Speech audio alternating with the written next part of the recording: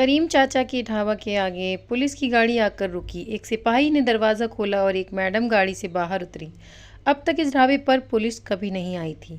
करीम अपनी जगह से उठकर खड़ा हो गया। सिपाही आया और बोला, क्या तुम्हारा नाम करीम है? जी हाँ, मैंने कहा। हमारी सर को एकांत में कुछ बात करनी है। मैंने ढाबे के कैबिन में कुर्सी डाली। मैडम ने सवाल किया, आपको याद है 10 साल पहले जिस लड़की का तुम्हारे ढाबे के पीछे दरिंदगी हुई थी? वो केस मेरे पास है। अगर आपको कुछ याद है तो गुनहगारों को सज़ा मिल सकेगी और एक लड़की को इंसाफ मिल जाएगा। जी मैडम, मुझे आज भी याद है। होली का दिन था।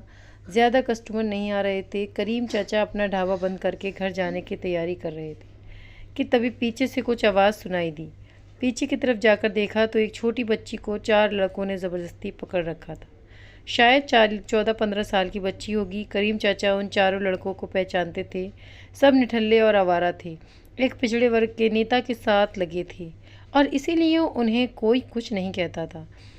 वे यहीं आसपास के थे। चारों छोटे मोटे जुर्म कर अंदर बाहर होते रहते थे। मैं ज़ोर शोर से चिल्लाया पर लड़कों ने मेरी कोई परवाह नहीं की, बल्कि एक ने तो ईंट फेंक कर मुझ पर मारी, जिस सीधे मेरे सिर पर आ लगी और मैं बेहोश हो गया। आंखें खुली तो अंधेरा हो चुका था। अचानक मुझे बच्ची का ध्यान आया। उन लड़कों ने तो उसका ऐसा हाल किया था कि शायद गिद्ध भी शर्मिंदा हो जाए। बच्ची शायद मर चुकी थी। मैं दौड़कर मेज़ पर ढका एक कपड़ा खींच लाया और उसे उसमें लपेट कर पानी के छींटे मारकर उसको उठाने की कोशिश करने लगा, शायद कहीं जिंदा हो जाए। चेहरा साफ होते ही वह पहचान गया कि ये लड़की हमारी गली की आखिरी छोर पर रहती थी। मुझे नाम तो मालूम नहीं था पर घर का अंदाज़ा था। रोज़ ही तो वह अपनी सहेलियों के संग उसके ढाबे के सामने से गुजरती थी। बच्ची की लाश को कपड़े में लपेटे मैं उसके घर की तरफ बढ़ चला। रात गहरा गई थी। लोग होली खेल कर अपने अपने घरों में घुस गए थे, पर वहाँ बच्ची के घर के आगे भीड़ जैसी दिख रही थी। शायद लोग खोज रहे होंगे कि उनकी बेटी किधर गई। मेरे लिए एक एक कदम चलना भारी हो गया है। मैं दरवाजे तक पहुंचा कि उसके पहले लोग उसके मेरे पास आ गए। मैंने उनकी लड़की को 2 हाथों को सौंप दिया और ख़ुद घुटनों के बल ज़मीन पर गिर गया। सब चीखने पुकारने लगे। लड़की की माँ का बहुत बुरा हाल था। करीम बार बार ये बोल रहा था कि मैंने उन दरिंदों को देखा है, मैं सज़ा दिलाऊंगा, पर वहाँ किसी ने कुछ नहीं सुना। लड़की के पिता सरकारी नौकरी में थे, फिर भी किसी ने कुछ नहीं किया और गुनहगार हमेशा आज़ाद घूमते रहे। मैंने भी इस डर से किसी को कुछ नहीं बताया। वो अब भी इसी शहर में होंगे। सब उस वक्त सब 20 से 25 साल के थे। मुझे सबके बाप के नाम पते मालूम है। मैं आपको उन सब के बारे में बताने के लिए तैयार हूँ। मुझको लगा कि चश्मे के पीछे कल्पना मैडम की आंखें भी नम हो गई हैं। उस वक्त भले ही गुनहगार बच गए होंगे। लड़की के माता पिता ने बदनामी से बचने के लिए मामला दर्ज नहीं कराया, पर आने वाले दिनों में उन चारों आरोपियों की करतूत फ़ोटो समेत हर अखबार की सुर्खी बनने वाली है। आप तैयार रहें। एक लंबी कानूनी जंग में आप एक अहम किरदार रहेंगे। कहते हुए कल्पना मैडम उठ खड़ी हुई और काउंटर पर चाय के पैसे रखते हुए जीप में बैठकर चली गईं। आज पहली बार किसी पुलिस वाले को चाय के पैसे देते देखा है, छोटू टेबल साफ करते हुए कह रहा था। और करीम को लग रहा था कि सालों से सीने पर रखा बोझ कुछ हल्का हो गया था। इस मुलाकात के बाद वक्त बहुत तेज़ी से बीता। वे चारों लड़के जो अब अधेड़ हो चुके थे, उनके खिलाफ शिकायत दर्ज हो गई। करीम ने भी अपना बयान रिकॉर्ड करा दिया। मीडिया वाले इस खबर के पीछे पड़ गए थे, पर उनके हाथ कुछ खास लग नहीं रहा था। अब करीम को भी कई धमकी भरे फ़ोन आने लगे थे, सो उन्हें पूरी तरह पुलिस सिक्योरिटी में रखा जा रहा था। सबसे बढ़कर कल्पना मैडम खुद इस केस की दिलचस्पी ले रही थीं और हर पेशी के वक्त मौजूद रहती थीं। कुछ उत्साही पत्रकारों ने उस परिवार के पड़ोसियों को खोज निकाला था। उन्होंने बताया था कि होली के कुछ दिन बाद ही वे लोग चुपचाप बिना किसी से मिले कहीं चले गए थे, पर बात किसी से नहीं हो पाई थी। कोर्ट की तारीखें जल्दी जल्दी पड़ रही थीं, जैसे ही कोर्ट में इस मामले को जल्दी अंजाम तक पहुंचाना चाहता था। लेकिन करीम की गवाही से पापियों को सज़ा मिलना मुश्किल था। पापियों को वकील बोला कि क्या मालूम उस बच्ची का ऐसी हालत करीम ने ही किया हो और फिर यहीं उसे उसके घर वालों को सौंप गया।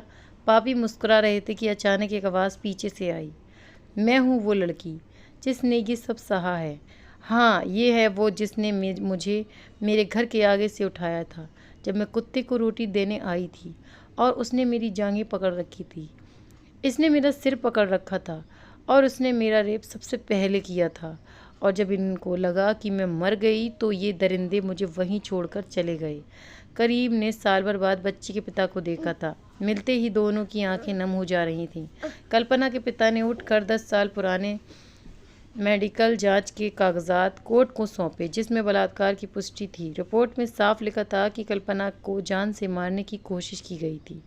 कल्पना अभी कटघरे में ही थी कि एक आरोपी की पत्नी अपनी बेटी को लेकर आई और सीधे अपने पति के मुंह पर तमाचा जड़ दिया।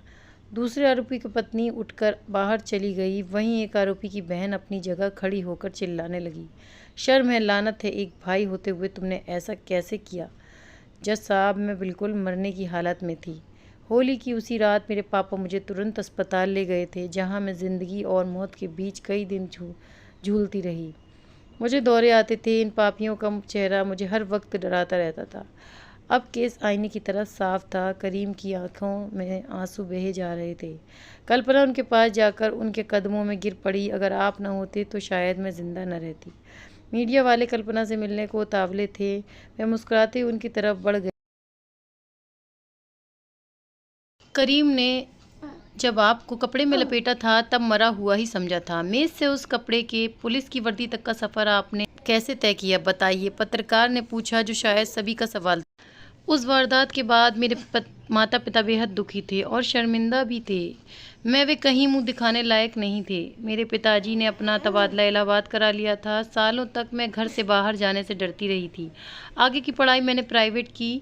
मैं अपने माता पिता को हर दिन थोड़ा थोड़ा मरते देख रही थी। उस दिन मैंने सोचा था कि बहुत हुआ, अब और नहीं। मैं भारतीय प्रशासनिक सेवा में जाने के लिए प्रशिक्षा की तैयारी करने लगी।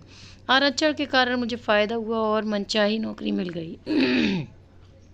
मैंने अपनी इच्छा से इस राज्य को चुना। फिर मौका मिला इस शहर में आने का। बहुत कुछ हमारा यहीं रह गया था। शहर को हमारा कर्ज चुकाना था, हमारी इज्जत लौटानी थी। आप दूसरी लड़कियों को, उनके माता पिता को क्या संदेश देना चाहेंगी? किसी ने सवाल किया। इस सोच को बदलने की सख्त ज़रूरत है कि बलात्कार की शिकार लड़की और उसके परिवार वाले शर्मिंदा हों। गुनहगार चोर होता है, ना कि जिसका सम्मान चोरी हो जाता है वो।